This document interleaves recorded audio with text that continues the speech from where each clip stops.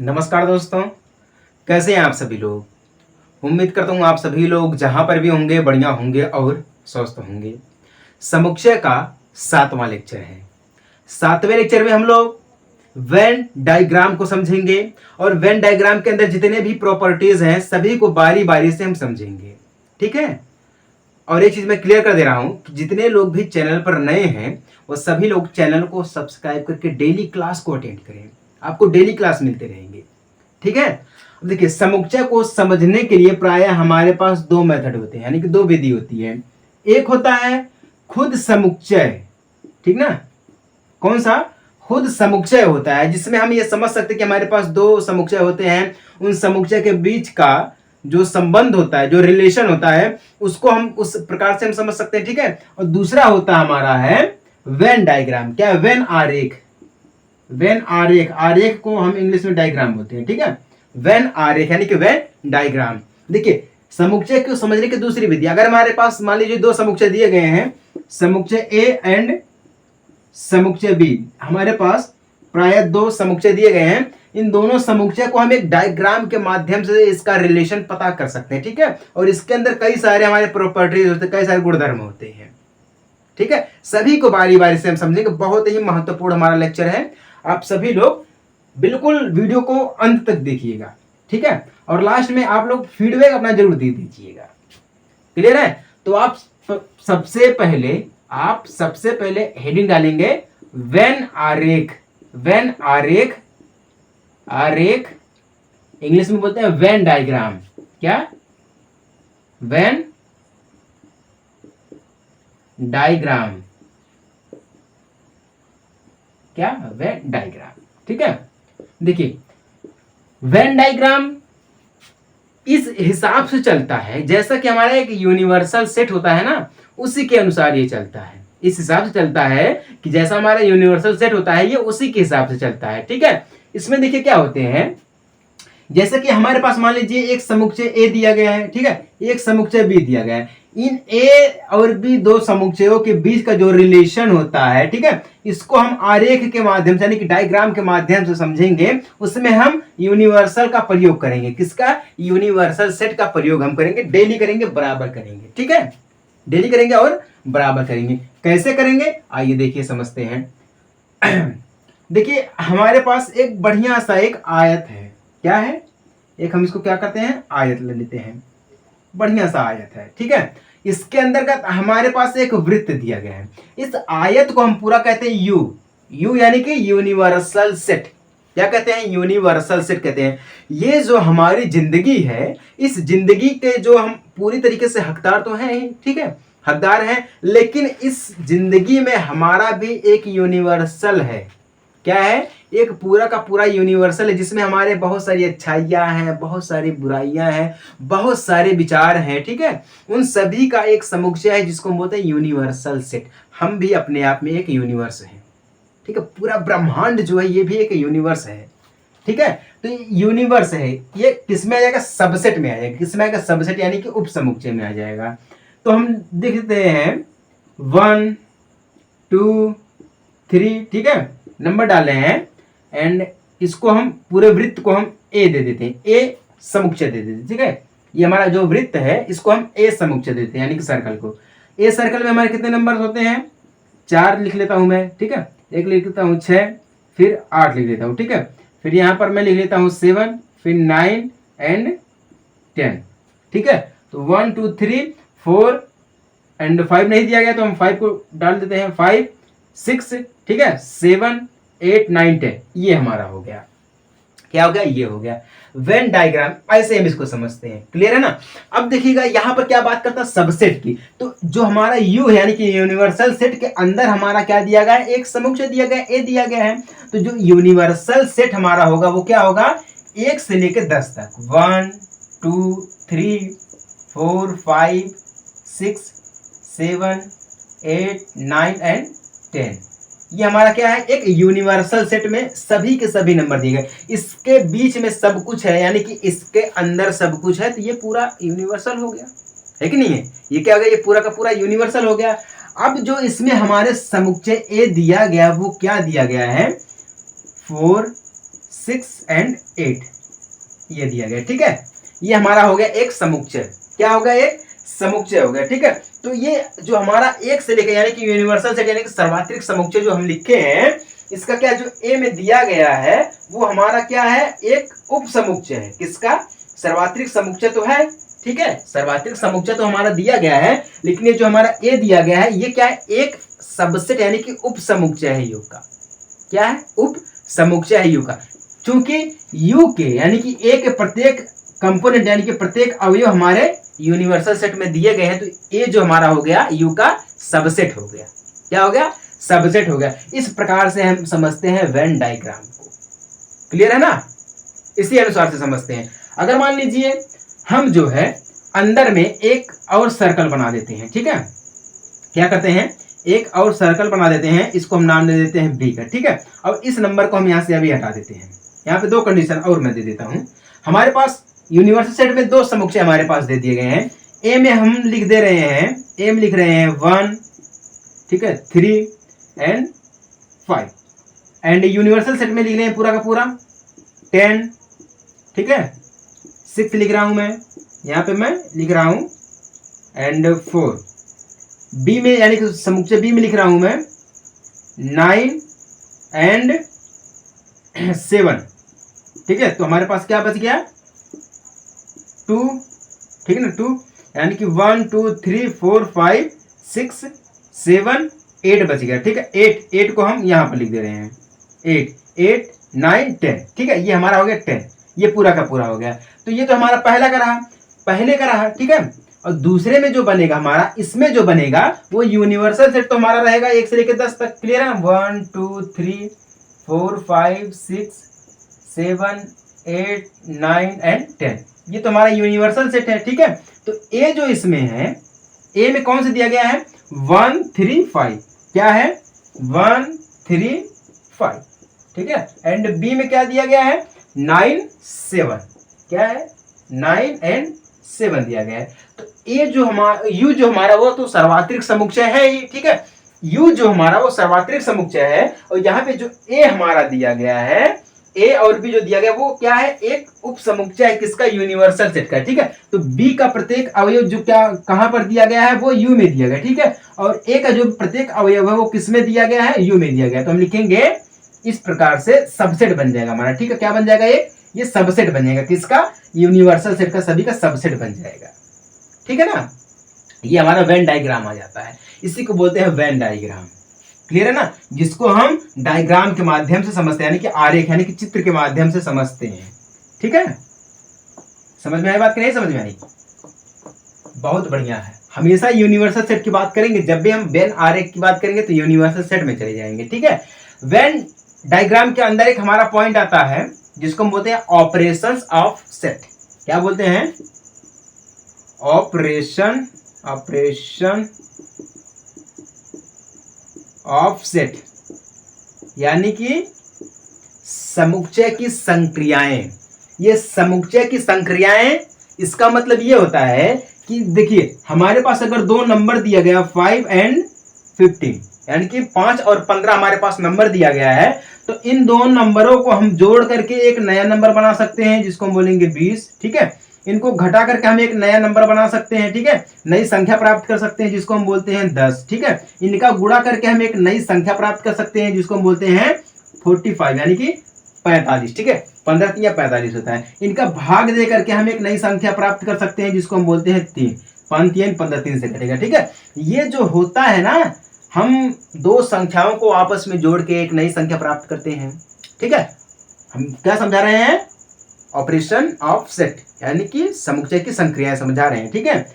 दो संख्याओं को जोड़ करके हम एक नई संख्या प्राप्त कर सकते हैं, दो संख्याओं को घटा करके एक नई संख्या प्राप्त कर सकते हैं, दो संख्याओं को जोड़ करके एक नई संख्या प्राप्त कर सकते हैं, एंड दो संख्याओं को भाग देकर भी हम एक नई संख्या प्राप्त कर सकते हैं, ठीक है।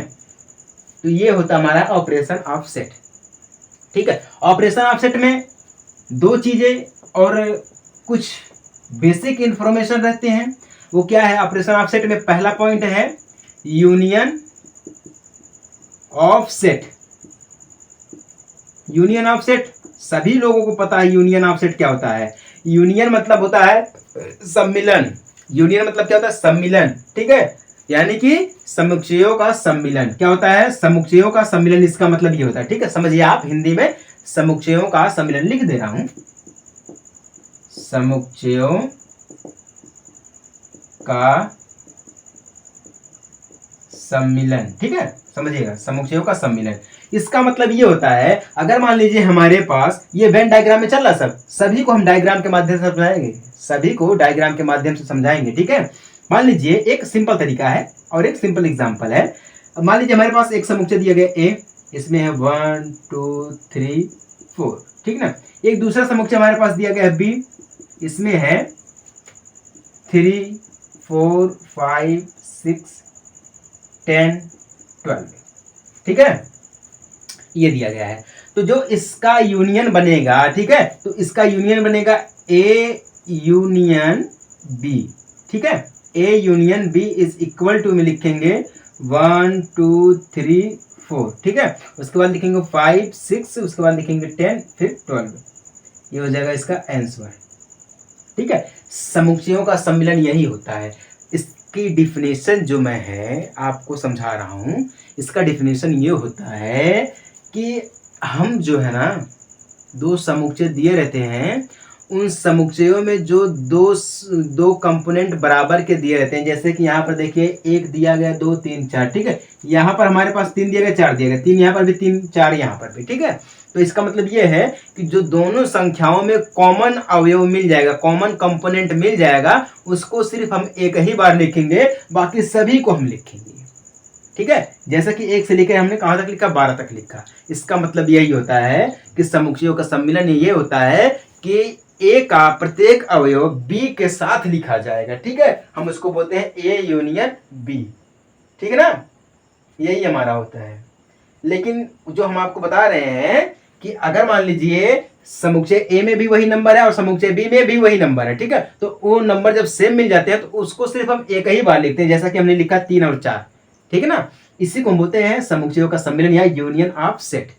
क्या बोलते हैं? यूनियन ऑफ सेट बोलते हैं। क्लियर है ना? बहुत ही जबरदस्त है, ये समझ में आ गया ना। चलिए अब इसको हम डायग्राम के माध्यम से समझेंगे, डायग्राम के, ठीक है। डायग्राम हमारा एक बन जाएगा पूरा का पूरा यूनिवर्सल सेट, ठीक है, आयत में यूनिवर्सल सेट बन गया यू से, ठीक है। एक हमारे पास वृत्त यहाँ पर ए है और एक हमारे पास वृत्त यहाँ पर एक दिया गया, ठीक है, ए है और ये बी है। क्लियर ना? ए और बी दो वृत्त दिए गए हैं, इन दोनों वृत्तों में हम लिखेंगे A union B, A union B. इसका मतलब ये हो जाएगा कि ये जो पूरा का पूरा दिया गया है, ये दोनों क्या है? आपस में बराबर लिखे जाएंगे, ठीक है। ये दोनों का दोनों वृत्त की जो जितने भी हमारे कंपोनेंट है वो सभी को सभी बराबर में लिखे जाएंगे, सभी को सभी क्या लिखे जाएंगे? बराबर में लिखे जाएंगे, ठीक है। इसी को बोलते हैं यूनियन, यानी कि ए यूनियन बी, दोनों को बराबर लिखते हैं। ये भी हमारा पूरा का पूरा भरा रहेगा, ये भी, और पूरा का पूरा दोनों हमारा समुच्चय भरा रहेगा, ठीक है। यही हमारा है, ये ए यूनियन बी क्या होता है? ए यूनियन बी होता है। क्लियर है ना?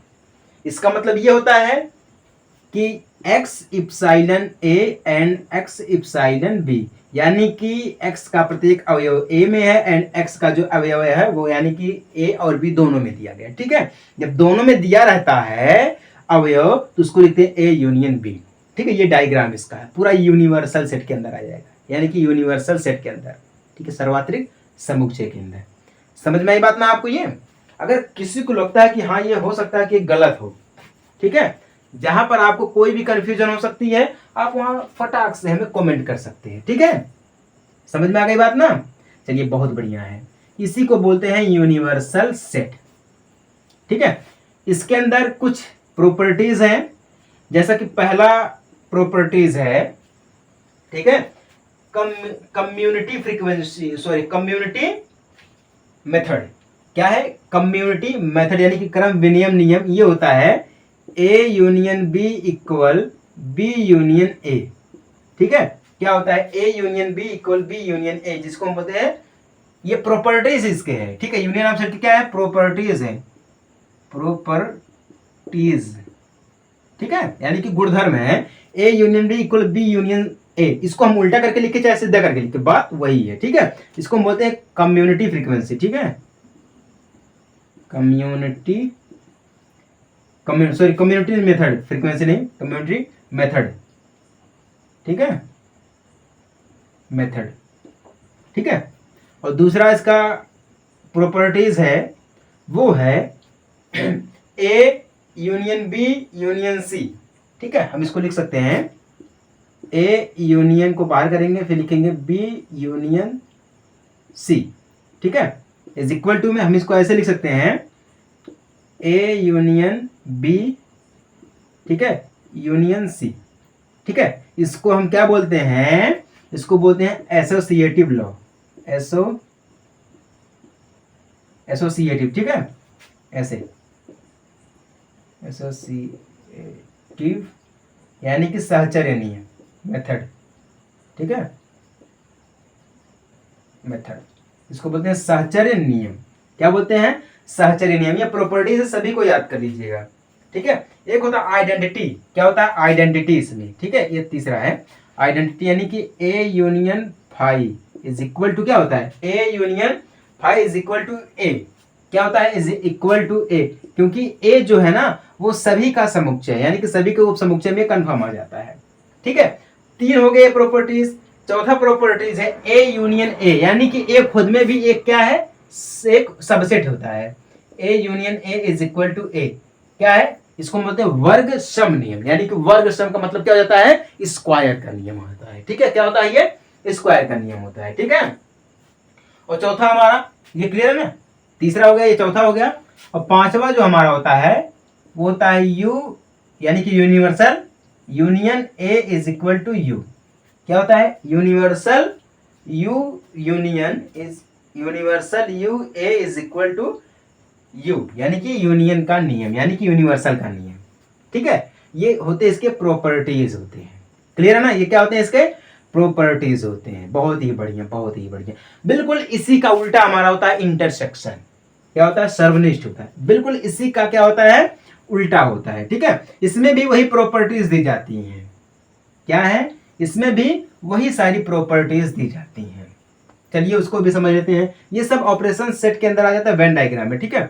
दूसरा क्या है इंटरसेक्शन, इंटरसेक्शन ऑफ सेट, ठीक है। इसको हम लिखते हैं सर्वनिष्ठ, सर्वनिष्ठ का समुच्चय, यानी कि समुच्चयों का सर्वनिष्ठ, ऐसे लिखेंगे कोई दिक्कत नहीं है, ठीक है। इसका मतलब ये हो जाता है कि अगर मान लीजिए हमारे पास दो समुच्चय दिए गए ए में 1 2 3 4, ठीक है ना, एंड समुच्चय बी में हमारे पास दिए गए हैं 2 3 4, ठीक है, ये दिए गए हैं। तो इसका मतलब ये हो जाता है कि ए इंटरसेक्शन बी, यूनियन को हम यू से एंड इंटरसेक्शन को हम उल्टा ए से, यानी कि उल्टा यू से रिप्रेजेंट करते हैं, ठीक है ना, ये इसका रिप्रेजेंटेशन होता है, ठीक है। तो ए इंटरसेक्शन बी में क्या होता है कि हम सिर्फ लिखेंगे यहां पर 2 3 4 को, ठीक है, 2 3 4, यही हो जाएगा इसका इंटरसेक्शन। इंटरसेक्शन यानी कि सर्वनिष्ठ का मतलब ये हो जाता है, इसकी डिफिनेशन है कि समुच्चय ए और समुच्चय बी में जितने भी अवयव सेम रहते हैं सिर्फ हम उसी को लिखते हैं, उसके अलावा जितने भी अवयव रहते हैं सभी को हम हटा देते हैं, ठीक है। यहाँ पे देखिएगा ए में 1 2 3 4 दिया गया, बी में 3 4 2 है, ठीक है। तो हम यहाँ पर देखिए ए इसमें है, एक इसमें नहीं है, ठीक है। तो हम क्या लिखेंगे सिर्फ 2 3 4, जो सेम रहेगा उसको लिखेंगे। यूनियन में क्या था, जो सेम था हम सिर्फ को एक बार लिखते थे, बाकी सभी को लिखते थे, ठीक है। लेकिन इंटरसेक्शन में क्या है, जो सेम है सिर्फ हम उसी को लिखेंगे, बाकी और किसी को नहीं लिखेंगे, ठीक है ना, क्लियर है ना। चलिए बहुत ही बढ़िया, ये समझ में आ गया ना। इसी को बोलते हैं इंटरसेक्शन। क्या बोलते हैं, इंटरसेक्शन बोलते हैं। इसका जो डायग्राम बनेगा वो कुछ इस टाइप से बनेगा। इसका डायग्राम मैं बना रहा हूं, बहुत ही छोटा सा डायग्राम है यू के अनुसार, ठीक ना। ये है एंड इसमें ये दिया गया ए एंड बी, इसमें लिखेंगे ए इंटरसेक्शन बी। इसका मतलब ये है कि सिर्फ ए और बी में ही लिखा जाएगा, ठीक है। यहां से इतना समझिएगा, ठीक है। ये जो थोड़ा ए में है और थोड़ा बी में है, तो इसी को बोलते हैं ए इंटरसेक्शन बी, ठीक है। बाकी ना पूरा ए में है ना पूरा बी में है, जो थोड़ा थोड़ा करके रहेगा, जो सेम रहेगा सिर्फ हम उसी को लिखेंगे। ए में भी थोड़ा सेम है और बी में भी थोड़ा सेम है, ठीक है। जो सेम रहेगा देखिए उसको हम क्या किए हैं, पूरा डार्क कर दिए हैं, ब्लू से डार्क कर दिए हैं, ठीक है। समझ में बात ना। यूनियन में क्या था, हम सभी को डार्क किए थे, बी को भी और ए को भी डार्क किए थे, ठीक है, डायग्राम में। लेकिन इंटरसेक्शन में सिर्फ हम जो सेम दिया गया सिर्फ उसी को डार्क कर रहे हैं, जैसे कि यहाँ पे दिया गया है, ठीक है, बीच में। इसी को बोलते हैं ए इंटरसेक्शन बी। क्या बोलते हैं, ए इंटरसेक्शन बी बोलते हैं। क्लियर है, किसी को कोई दिक्कत नहीं है। चलिए, बहुत ही बढ़िया, बहुत ही जबरदस्त है। ये सारी चीजें जो है ना वो हमारे काम की होने वाली है, सारी चीजें जो हमारे काम की होने वाली है, ठीक है ना। चलिए, अब इसके जो प्रॉपर्टीज है उसको हम लिख देते हैं। इंटरसेक्शन का जो पहला प्रॉपर्टीज है वो यही है कि A intersection B is equal to B intersection A, ठीक है, बी इंटरसेक्शन ए, यही होता है। ये हमारा क्रम विनिमय यानी कि कम्युनिटी फ्रीक्वेंसी, कम्युनिटी हमारा मेथड है, ठीक है। दूसरा इसमें क्या है, ए इंटरसेक्शन बी, ठीक है ना, फिर intersection C is equal to A intersection B intersection C, ठीक है। ये हमारा क्या, सहचर्य नियम यानी कि एसोसिएटिव मेथड है, ठीक है। एंड तीसरा इसमें क्या दिया गया है, तीसरा क्या दिया गया है, फाई। ये क्या दिया गया, जैसे कि हमने लिखा था ना बिल्कुल same, phi intersection A is equal to phi, क्या होता है, इज इक्वल टू फाई होता है, ठीक है। ये होता है आइडेंटिटी का नियम। चौथा इसमें क्या होता है, चौथा इसमें क्या होता है, वर्ग सम का नियम होता है, ठीक है। A A A A A A A A intersection A is equal to A, वर्ग सम का नियम यानी कि स्क्वायर का नियम होता है, ठीक है। ये होता है। किसी को कोई दिक्कत है अभी, है नहीं है तो बहुत बढ़िया है। यहाँ पे देखिए एक नियम यहाँ पर ये बनता है, एक नियम पांचवें में, एक नियम मैं और बता रहा हूँ। एक नियम बनता है A intersection B union C is equal to, यहाँ पे होता है ए इंटरसेक्शन बी, ठीक है, यूनियन सी। क्या होता है, यूनियन सी होता है। इसका मतलब ये है कि पहले हम यूनियन को देखेंगे, उसके बाद जो यूनियन का आएगा उसके बाद हम उसको इंटरसेक्शन में कन्वर्ट कर देंगे, ठीक है। ये नियम होता है एक। इसको हम कौन सा नियम बोलते हैं, वितरण या बंटन नियम बोलते हैं। क्या बोलते हैं, वितरण या बंटन नियम बोलते हैं, ठीक है ना। ये इसके होते हैं प्रॉपर्टीज, किसके, इंटरसेक्शन का प्रॉपर्टीज होता है।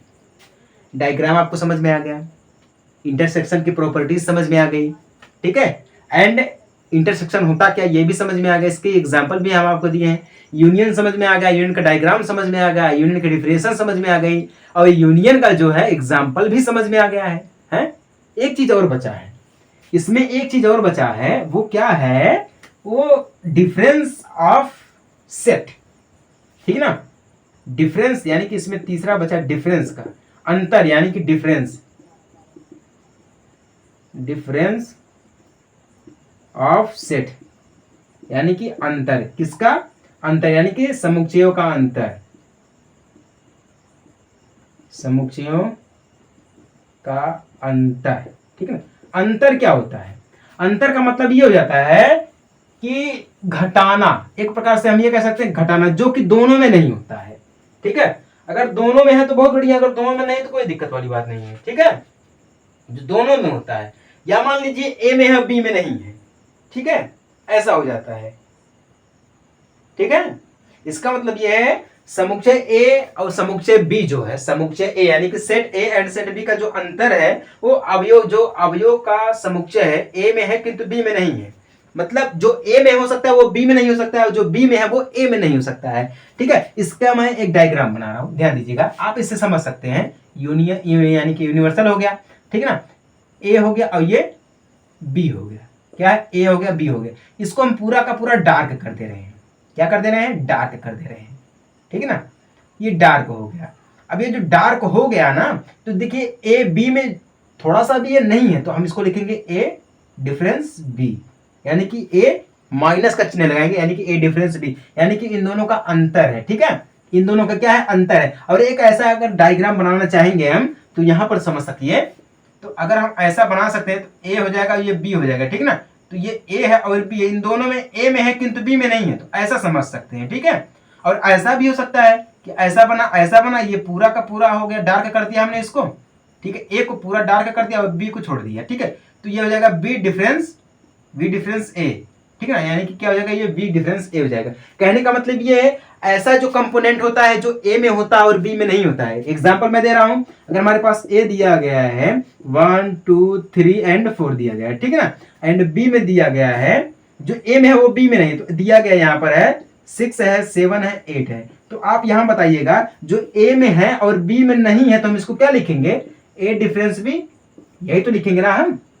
अगर ए में है और बी में नहीं है तो ए डिफरेंस बी लिखेंगे, अगर बी में है और ए में नहीं है तो हम इसको लिख सकते हैं बी डिफरेंस ए। ये दोनों क्या होते हैं, आपस में बराबर होते हैं, ठीक है, is equal to A difference B. ये दोनों क्या आपस में बराबर होते हैं। समझ में आई बात ना, यही हमारा होता है डिफरेंस ऑफ सेट।